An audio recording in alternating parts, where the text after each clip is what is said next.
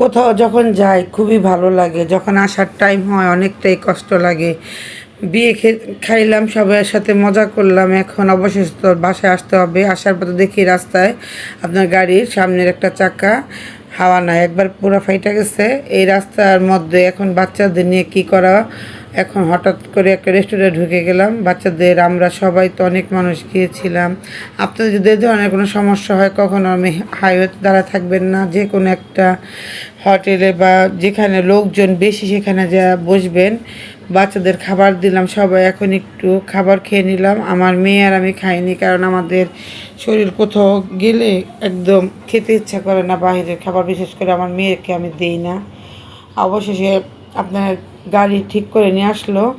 এখন আমরা আল্লাহর নাম নিয়ে গাড়ি ছেড়ে দিল ড্রাইভার ভাইটা আর আমার ভাই ছিল, অনেক দৌড়াদৌড়ি করে গাড়ি ঠিক করলো। সবাইকে বলবো, যখন দেখবেন এই ধরনের সমস্যা হয়, হতাশ হবেন না, আল্লাহকে ডাকবেন, আল্লাহ অবশ্যই আপনাদের উদ্ধার করবে।